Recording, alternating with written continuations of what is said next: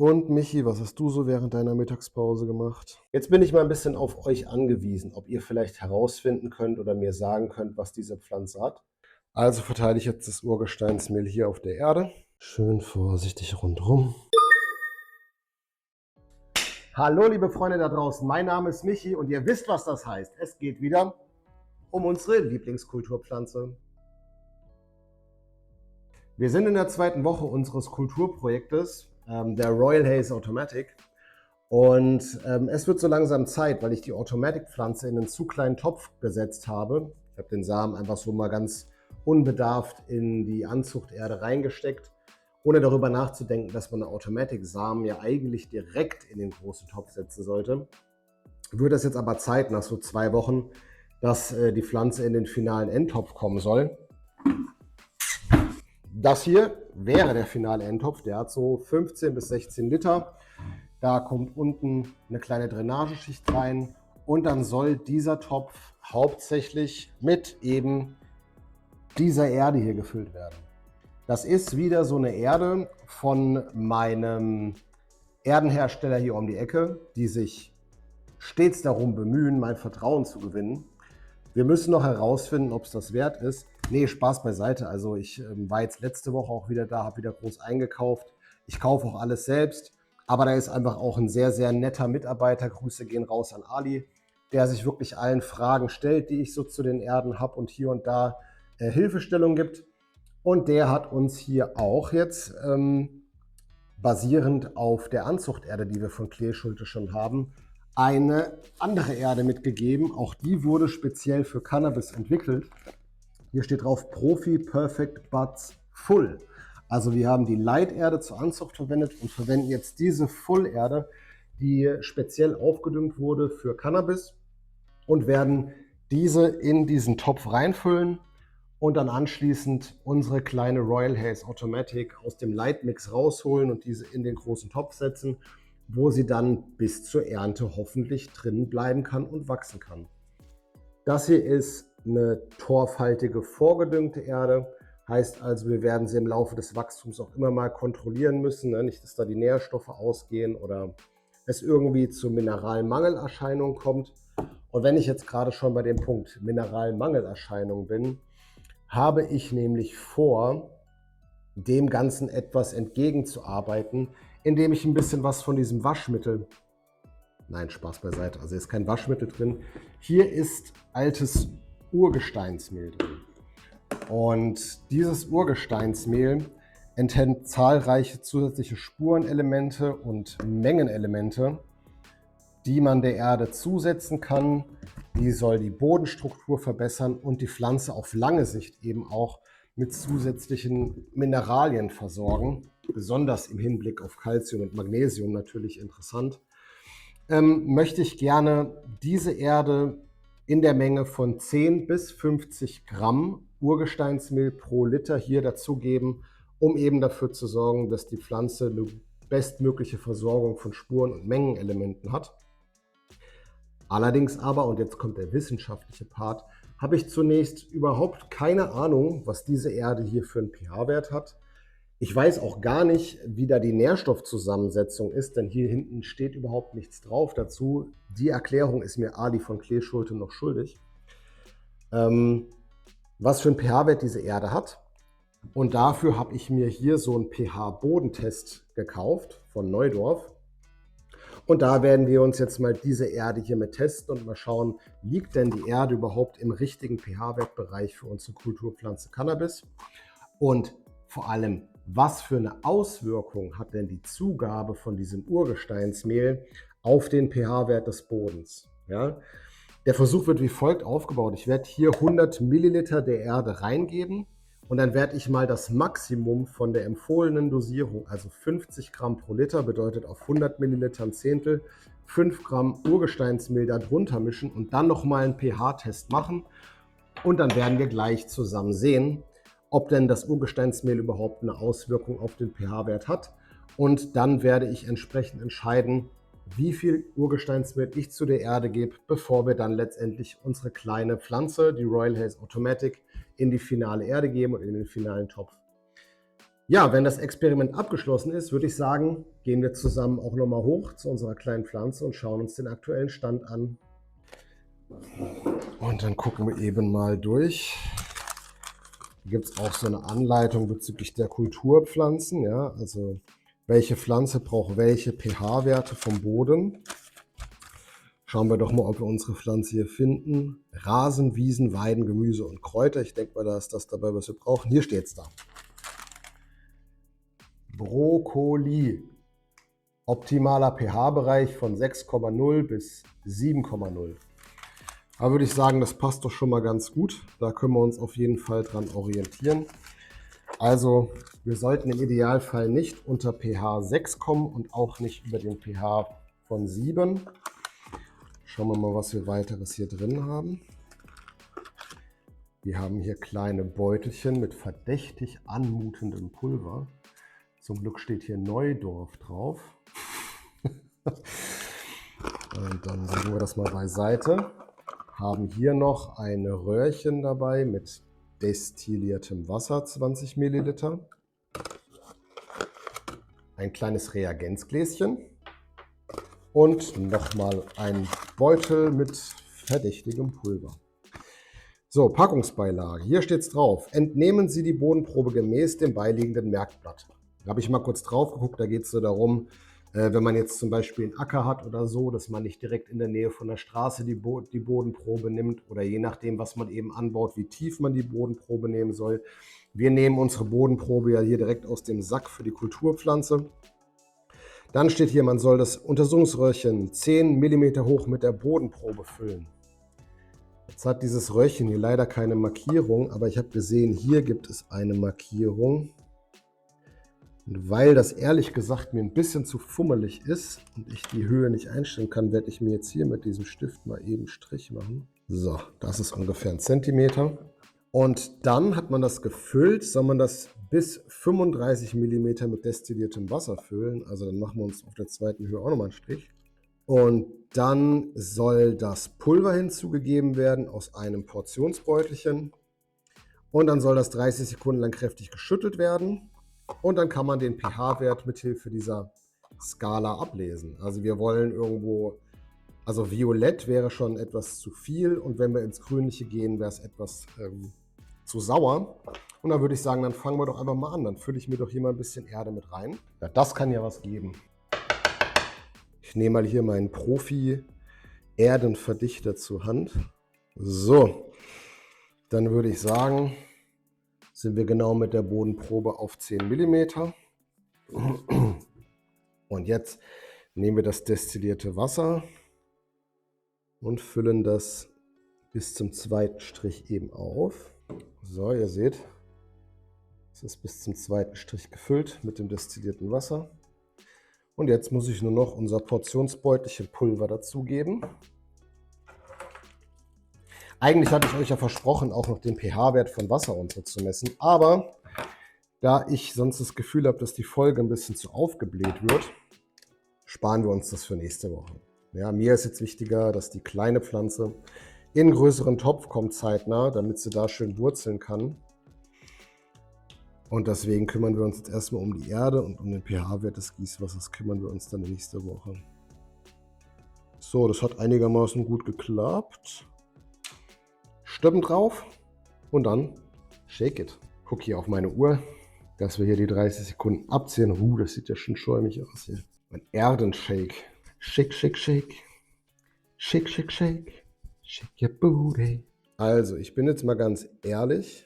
Ich hätte mir jetzt ein bisschen mehr Farbe erwartet von dieser ganzen Geschichte hier. Habe ich irgendwas falsch gemacht? Also momentan sieht das Ganze hier noch sehr trüb aus. Ich kann da keinerlei Farbe erkennen, ehrlich gesagt. Das sieht mir wirklich aus wie so ein grauer Milchshake hier. Vor allem im Gegenlicht, sagen sie hier. Also da scheint überhaupt kein Licht durch. Das ist einfach nur eine dicke Brühe. Was habe ich falsch gemacht? Also ich habe das Gefühl, dass sich in dieser Erde irgendetwas befindet, was sich mit diesem Pulver und dem destillierten Wasser so aufgelöst hat, dass es hier so eine milchige Substanz bildet, die sich von der Farbe her aber schon eher so ins Violette zuordnen lässt. Aber wirklich genaues Arbeiten ist damit eigentlich nicht möglich. Insofern können wir das Projekt Auch hier direkt mal abbrechen. Da brauche ich nicht noch zusätzlich irgendein Pulver mit dazu zu geben. Schade eigentlich. Schade, schade, schade. Ich hatte gehofft, hier können wir ein bisschen genauer mit arbeiten. Aber auch das gehört nun mal mit dazu. Wir machen eben unsere Erfahrung. Ich werde jetzt vielleicht mal nicht so kräftig schütteln. Also das Problem scheint irgendwie dieses Pulver hier zu sein, was hier vielleicht Bestandteile von der Erde auch auflöst, wenn man zu kräftig schüttelt. Also das ist eigentlich eine schöne, lockere Erde. Nehmen wir mal wieder unser Profi-Verdichtungsgerät. Geben da jetzt aber mal testweise hier mal wieder was rein. So. Und jetzt nehmen wir noch mal ein bisschen was von unserem destillierten Wasser. Füllen das noch mal auf.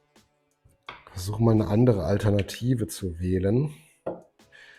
Ich versuche jetzt das hier erst einmal ein bisschen zu schütteln. Und man sieht schon deutlich, denn wenn ich nur das destillierte Wasser hier drin schüttel, dann ist die Zusammensetzung so stark, so fein, krümelig. Seht ihr das? Wenn ich da jetzt noch Pulver mit dazu gebe, dann sehe ich natürlich überhaupt keine Farbe. Also muss man eigentlich immer abwarten, was passiert, wenn man sich das hier dann wieder absetzen lässt. Ich denke mal, dass diese Bodenprobe auf jeden Fall nicht so für so feinkrümelige Erde gedacht ist, sondern diese pH-Bodenproben eher für mineralisches Substrat, was sich auch einfach deutlicher absetzt, deutlicher und schneller absetzt.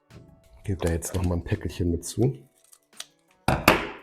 Ich werde jetzt nicht so stark schütteln, sondern das einfach nur mal so ein bisschen rollern hier. Ja, so kommen wir auf jeden Fall besser zu einem Ergebnis. Wenn ich das jetzt nicht so stark schüttle, kann man sehen, dass hier so eine leichte Grünfärbung entsteht. Ihr könnt es vielleicht auf der Kamera auch sehen.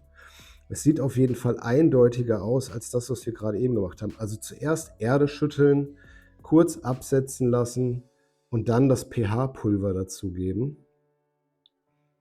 Und das jetzt noch ein bisschen absetzen lassen. Es ist jetzt nicht alles aufgelöst, aber es gibt zumindest schon mal so eine Richtung vor. Wir lassen es mal kurz noch ein bisschen einwirken. Ihr müsst nicht warten, ich muss leider warten. Ich skippe das gleich für euch vor. Ja, super, schaut doch mal. Also für mich persönlich ist das Ergebnis recht eindeutig. Hier haben wir nochmal die pH-Skala mit Gelb pH 4, Sauer ist pH Grün, Blau ist schwach sauer und neutral lila. Und jetzt haben wir mal die Bodenprobe etwas stehen lassen. Guckt mal, was da für eine Farbe rausgekommen ist. Also, der Überstand der Probe ist grün. Das heißt, wir haben einen pH von 5 und sind damit im sauren Bereich. Was, denke ich mal, der Hersteller auch so gewählt hat, da er davon ausgeht, dass die meisten Leute hier mit dem Leitungswasser gießen. Was sehr, sehr hart ist und prinzipiell auch eher im Basischen liegt. Und jetzt machen wir uns nochmal eine Bodenprobe fertig und mischen da 50 Gramm pro Liter von unserem Urgesteinsmehl mit rein. Und dann gucken wir mal, ob sich der pH-Wert daraufhin etwas verändert. Also ich muss euch sagen, das ist ja schon mal auch ziemlich cool, wenn man sich sowas vornimmt hier als Projekt und davon ausgeht, dass immer gleich alles perfekt läuft. Aber wir sehen, ich habe diese Experimente hier vorher nicht gemacht und mir ist auch der Ausgang des Experimentes auch noch vollkommen unklar. Es ist auf jeden Fall sehr gespannt. Ich bin ja ausgebildeter Biologielaborant. Wenn man dann solche Experimente startet und ich wüsste jetzt ganz genau, wenn ich so ein Labor hätte mit einer Zentrifuge, dann hätte ich diese Bodenprobe auch relativ einfach abzentrifugieren können. Und dann hätte man natürlich den Überstand auch viel, viel deutlicher noch ablesen können bei der ersten Probe. Aber man muss sich eben einfach zu helfen wissen in solchen manchen Situationen. So, also wie gesagt, ich fülle jetzt hier mit dem Messbecher uns 100 Milliliter der Erde ab. Versuche das auch so genau es geht hier in diesen Messbecher reinzubekommen. Bisschen andrücken auch, dass wir auch hier keine Luft mitmessen. So, ich würde sagen, das sind grob 100 Milliliter Erde abgefüllt. Und auf diese 100 Milliliter Erde, was für eine Sauerei. Ja, gut, dass die Frau gerade nicht da ist, dann muss ich nachher wieder schön säuberlich putzen. Wiegen wir uns jetzt 5 Gramm von unserem Urgesteinsmehl ab. So, das sind 4,98 Gramm. Das ist von meiner Seite aus in Ordnung. Und das Ganze kommt hier mit rein und wird jetzt einmal schön kräftig umgerührt. Ich verspreche mir, wie gesagt, davon, dass die Mineralstoffe noch besser für die Pflanze dann zur Verfügung stehen. Das ist schön feines, fein gemahlenes Pulver. Und wir gucken jetzt mal, ob diese Zugabe irgendeine Auswirkung auf den pH-Wert hat. Denn im besten Falle hat es keinerlei Auswirkungen auf den pH-Wert. Und dann können wir auch die volle Menge, 50 Gramm pro Liter der Erde beimengen, bevor wir unsere kleine Royal Haze Automatic dann da reinsetzen. So, ich würde sagen, das ist gut genug umgerührt. Und dann füllen wir uns jetzt wieder etwas Erde in unser Probenröhrchen rein. Jetzt bin ich ja mal gespannt. Eben nachmessen. Ich weiß nicht, ob der Ring noch da ist. Ja, das sind 1 cm. Wir füllen uns wieder Wasser auf. Die Erde hier wird übrigens auch nicht weggeschmissen. Die verwende ich natürlich für den neuen Blumentopf. So, wieder auf 3,5 aufgefüllt und jetzt wird das hier wieder langsam geshakt. Nicht zu stark schütteln. Wir wollen ja nicht, dass die Erde in ihre kompletten Einzelteile zerschüttelt wird, wie beim ersten Versuch. Und jetzt geben wir hier vorsichtig wieder etwas von diesem suspekten Pulver dazu und rollern das Ganze wieder so ganz vorsichtig. Ihr seht, ich schüttel das jetzt nicht, ne? Das ist natürlich gegen die Packungsbeilage, aber ich sehe leider keine andere Möglichkeit, das hier mit dieser humorösen Erde zu machen. Wir rollern das jetzt mal vorsichtig. Und wenn jetzt die Erde grün bleibt, dann bedeutet das für mich eindeutiges Go. Ich kann bei 50 Gramm pro Liter Urgesteinsmehl bleiben. Und wenn die Erde jetzt violett werden sollte, dann bedeutet das, Achtung, dann ist die Dosis 50 Gramm pro Liter auf jeden Fall zu hoch gewählt. Ich blende hier jetzt auch gerade nochmal das Bild ein von den Mineralstoffen, die in der Erde sind und wie der pH-Wert die Aufnahme dieser Mineralstoffe verändern kann von der Pflanze. Und deswegen ist das hier alles so wichtig, dass man sich einmal genauer Gedanken darüber macht, was den pH-Wert der Erde angeht. Und ich habe hier schon so eine Vermutung, in welche Richtung die Reise gehen wird. Wir lassen das jetzt hier nochmal stehen und das gucken wir uns gleich nochmal zusammen in der Kamera an. Sondern schaut euch das mal an. Wer hätte denn damit gerechnet? Ich habe ehrlich gesagt nicht damit gerechnet. Aber guckt mal, wir haben tatsächlich eine blaue Verfärbung. Also unser Urgesteinsmehl hat definitiv eine Auswirkung auf den pH-Wert der Probe. Und unser Verfahren scheint zumindest, auch wenn es nicht ganz nach Packungsbeilage ist, eine Aussage zu geben. Wir sind also deutlich zu basisch, also wir sind schon im neutralen Bereich. Wir waren vorhin hier bei pH 5 von der Erde und es wäre ganz gut, wenn wir jetzt eine Konzentration treffen, die irgendwo so im hellblauen Bereich ist, ne? Also 50 Gramm pro Liter ist für mich etwas zu viel. Wir werden jetzt die Hälfte wählen, wir werden jetzt mal auf 2,5 Gramm pro 100 Milliliter, also 25 Gramm pro Liter gehen und mal schauen, was wir für eine Farbe dann bekommen.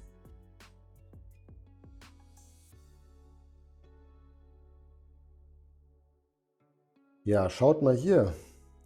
Wir haben eine leicht bläuliche Verfärbung. Nicht ganz so violett mit den 50 Gramm pro Litern, aber die 25 Gramm pro Liter verschieben den Wert auch ins schwach saure. Ich würde sagen, wir machen uns jetzt nochmal eine Probe mit 15 Gramm pro Litern und dann entscheiden wir uns, wie viel Urgesteinsmehl wir letztendlich der Erde dann pro Liter dazugeben werden. Schauen wir uns das Ergebnis nach kurzer Wartezeit an. Ja, wir haben auch mit 15 Gramm pro Litern eine leichte Blauverfärbung.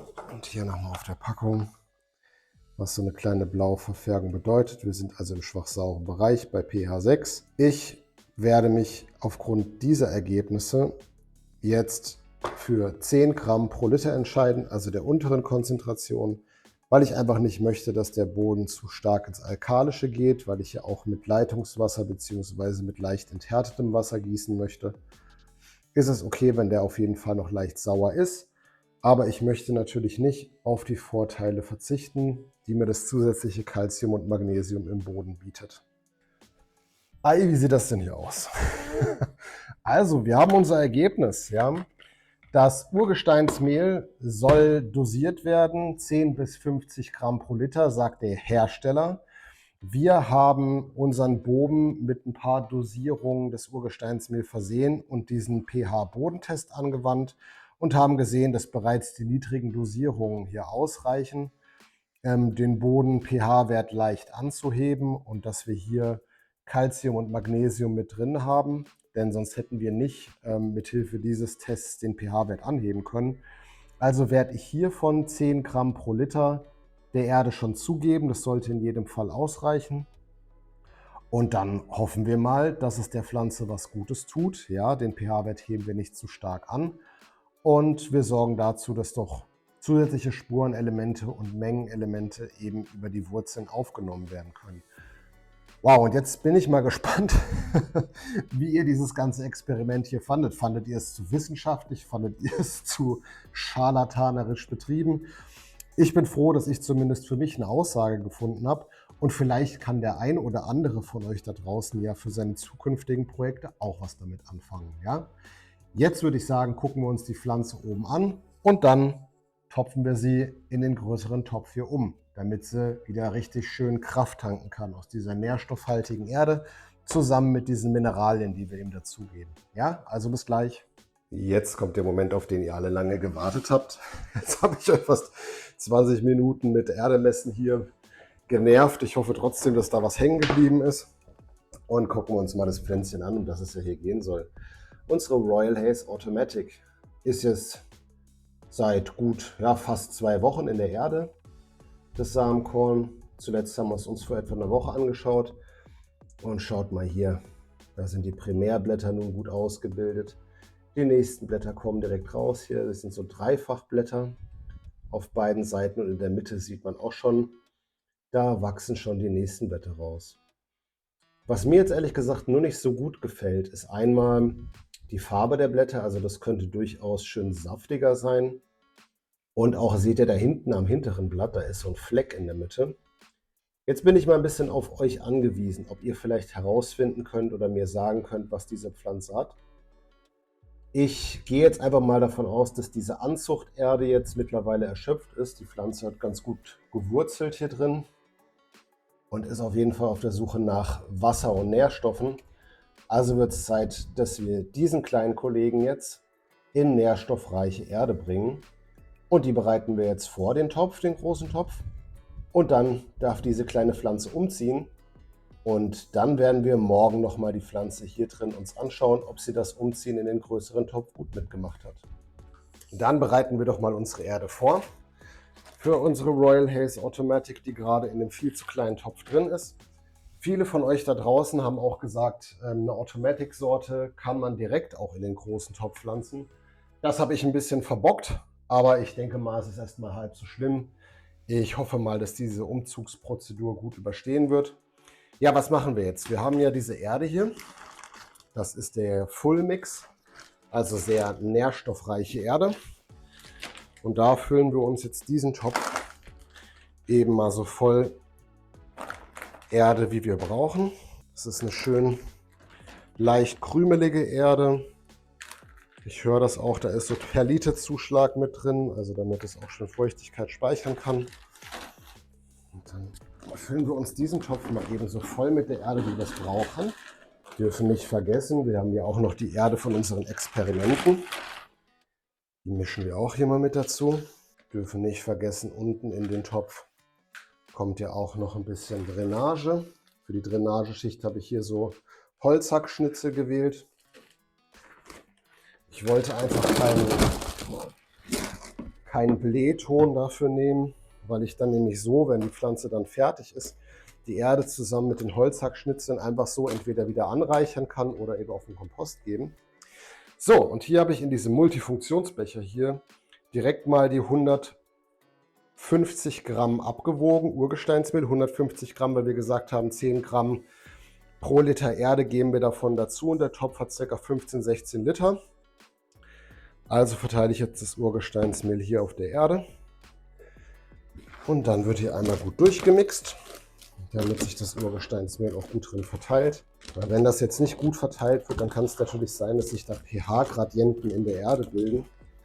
Und das würde ich ganz gerne vermeiden. Die Erde fühlt sich auch recht feucht an. Also ich glaube, ich werde für den Anfang auch gar nicht großartig hiermit angießen, sondern der Pflanze selbst die Möglichkeit geben, das Bodenreich auf der Suche nach Wasser zu erschließen. So, ihr seht hier, sind die Holzhackschnitzel unten drin. Es ist schön grobes Substrat, so dass Wasser hier schön dran vorbei absickern kann, wenn zu viel Wasser drin sein sollte. Und da füllen wir jetzt unsere Kleeschulte Vollmixerde rein, die wir mit ein bisschen Urgesteinsmehl angereichert haben, um einfach gerade in der späten Phase der Pflanze etwas gegen möglichen Calcium-, Magnesium- oder Spurenelementmangel in der Hand zu haben. Ja, werde ich gleich mal mit dem Staubsauger hier durchgehen müssen. Aber so ist das in Ordnung. Da kommt gleich noch eine kleine Mulchschicht drauf. Nichts an Erde wird hier verschwendet. Deswegen, das war jetzt gerade der große Vorteil, dass wir eben auch einfach erstmal die Erde in den Topf gegeben haben, um dann zu schauen, wie viel Erde brauchen wir denn dann insgesamt, denn das passt hier perfekt. Sanftes Andrücken. So. Und jetzt machen wir uns hier in der Mitte so eine Mulde, wo der Topf gleich rein soll. Ich nehme hier wieder unseren Multifunktionsbecher. Den habe ich jetzt nämlich ein bisschen tiefer gemacht, als der Blumentopf an sich ist. Denn ich möchte diese Pflanze nämlich etwas tiefer einsetzen, so dass wir etwa auf der Höhe von den Keimblättern, von den Cotyledonen sind. Dann können nämlich am unteren Bereich des Stängels hier noch zusätzliche Wurzeln wachsen. Und jetzt versuchen wir diese Pflanze vorsichtig hier rauszuholen. Ja, schaut mal hier, da sieht man schon das Wurzelgeflecht. Die hat sich schon ganz gut Mühe gegeben. Und jetzt setzen wir sie hier mal tiefer ein.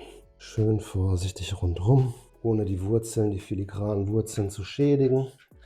Und auch nicht zu viel Druck drauf geben. So, die Erde ist wie gesagt schön feucht. Untertopf oder sowas brauchen wir nicht. Und jetzt kommt hier noch eine kleine Schicht Mulch drüber. Und dann ist diese erstmal fertig, wieder zurück ins Grow-Zelt zu kommen. Als Mulchschicht nehmen wir wieder hier unsere bewährte Biofaser. Das reicht eigentlich, wenn da wirklich so 1 Zentimeter von der Schicht drüber ist. Das sorgt dafür, dass die Erde geschützt ist vor zu starker Austrocknung.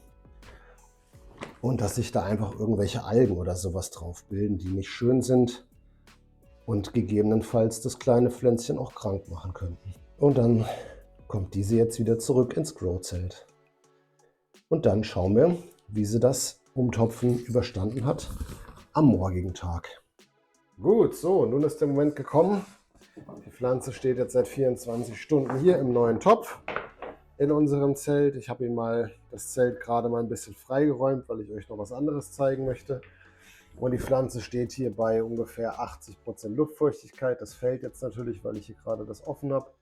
Und ungefähr 25 Grad Celsius. Mit einer ausreichend starken Luftbewegung. Der ist jetzt auf Stufe 3 gestellt und da pustet es ordentlich rauf.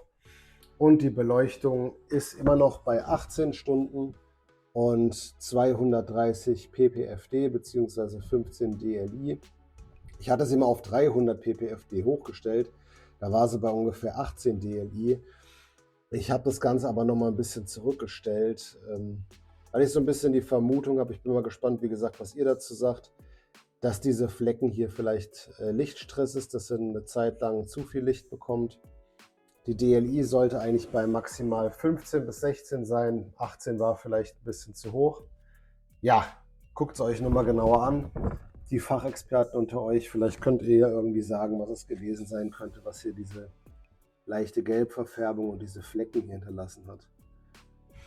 Ja, wir haben hier jetzt unseren 15-16 Liter Topf. Ich muss sagen, ich bin jetzt kein besonderer Fan von dem Design. Ich hätte es ehrlich lieber schwarz gehabt, aber gut.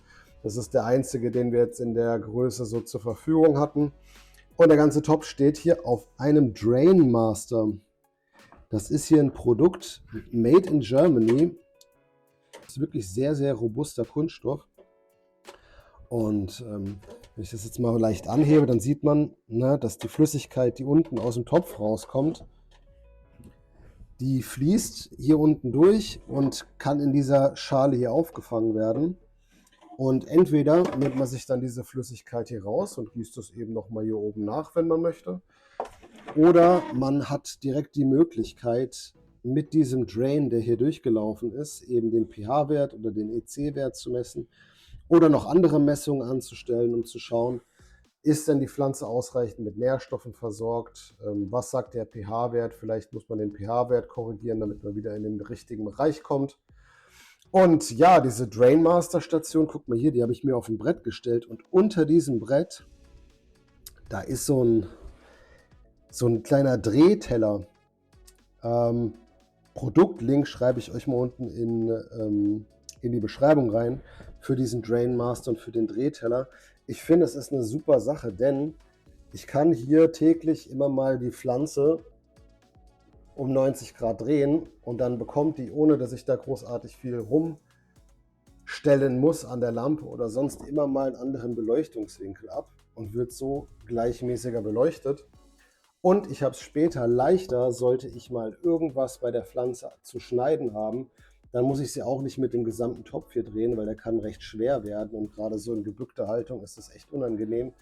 Kann ich sie einfach ganz lässig hier einmal so drehen auf dem Drehteller, hier ein bisschen Schnipp, Schnipp machen, nochmal drehen, bisschen Schnipp, Schnipp machen. Also das ist wirklich eine ultra coole Konstruktion. Ja, für die Leute, die sich fragen, warum ich nicht direkt die Stofftöpfe nehme, die mit beigeliefert wurden bei der Spider Pharmazelt. Ich wollte jetzt einfach mal unbedingt so einen Versuch machen mit einem ganz normalen klassischen Kunststofftopf. Mal schauen, wie so die Reise damit funktioniert, mit einer normalen aufgedüngten Erde. Wir werden aber nach diesem Projekt, das verspreche ich euch, auch mal den Stofftopf testen. Und ich habe hier unten auch noch eine andere Erde, die Living Soil Erde. Da werden wir dann mal direkt einen Versuch mit Stofftöpfen machen und mit einer anderen Bewässerungsstation. Die kennt ihr ja vielleicht aus meinem Ficus-Video. Genau, so viel zu dem Setup aktuell. Der Pflanze scheint das Umtopfen zumindest erstmal nicht geschadet zu haben. Und ich bin gespannt, wie sie sich jetzt in der nächsten Woche so entwickeln wird. Meine lieben Freunde, das war's jetzt mit diesem Video. Wir sind jetzt über 30 Minuten hier wieder dran gewesen und es tut mir so leid. Ich wollte das eigentlich alles viel kürzer machen, aber es lässt sich halt einfach leider Gottes nicht besser schneiden, ohne dass ich irgendwelche wichtigen Details auslasse. Wenn du jetzt nach den 30 Minuten hier immer noch dabei bist, dann bedeutet das vor allem 3 Dinge. Mir besonders viel und dass du mit hoher Wahrscheinlichkeit kein Aufmerksamkeitsdefizitsyndrom hast. Und drittens, vielleicht sogar, dass es dir echt irgendwie gefallen hat und dich irgendwie auch unterhalten hat. Sollte das der Fall sein, dann würde es mich riesig freuen, wenn du dem Kanal ein Abo gibst und dem Video ein Like gibst. Ich bin raus, mein Name ist Michi und bleib famos da draußen. Wir sehen uns nächste Woche.